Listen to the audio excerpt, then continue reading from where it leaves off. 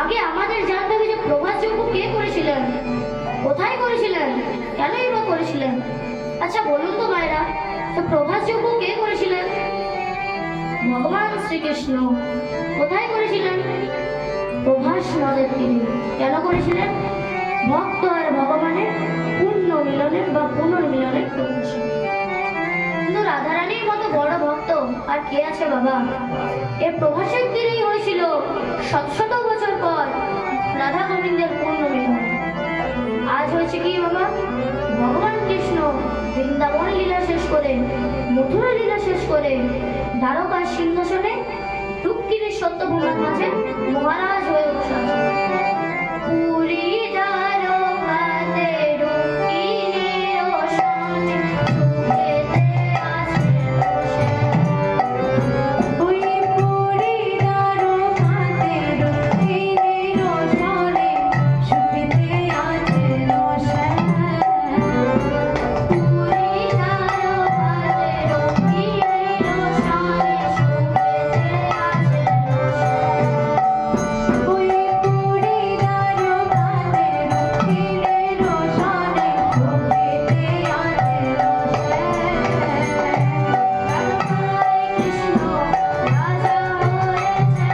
দ্বারকায় কৃষ্ণ রাজা হয়েছেন। দ্বারকায় কৃষ্ণ রাজা হয়েছেন।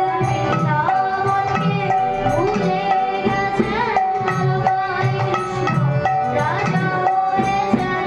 বৃন্দাবনকে ভুলে গেছেন, দ্বারকায় কৃষ্ণ রাজা হয়েছেন। বৃন্দাবনকে ভুলে গেছেন, দ্বারকায় কৃষ্ণ রাজা হয়েছেন। বৃন্দাবনকে ভুলে গেছেন, দ্বারকায় কৃষ্ণ রাজা হয়েছেন। পদকর্তা আজ বর্ণনা করছে, বৃন্দাবনে নাই কৃষ্ণ, মথুরাতে নাই।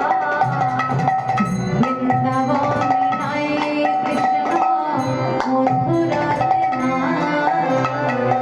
বৃন্দাবনে নাই কৃষ্ণ, মথুরাতে নাই। বৃন্দাবনে নাই কৃষ্ণ, মথুরাতে নাই। মথুরাতে নাই কৃষ্ণ, মায়ের কোলে নাই। মথুরাতে নাই কৃষ্ণ, মায়ের কোলেও নাই।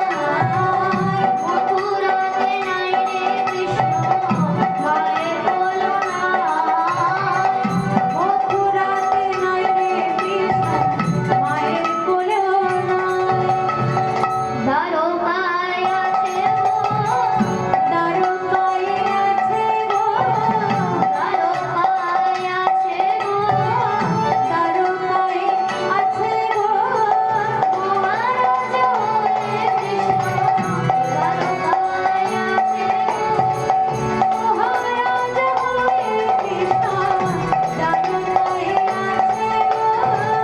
মহারাজ হয়ে কৃষ্ণ দ্বারকায় আছে গো।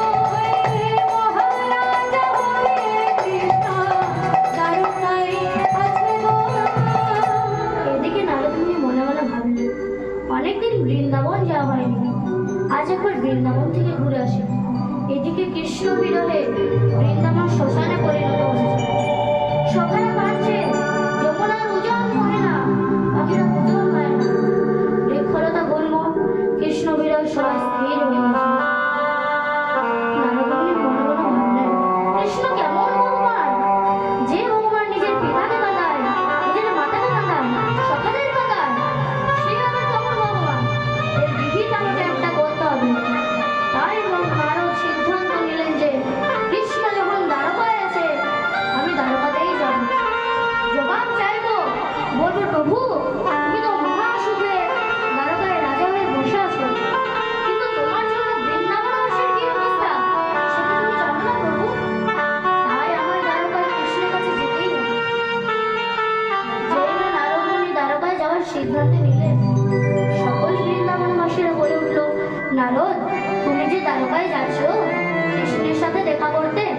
আমাদের অভাব অভিযোগ জানাতে?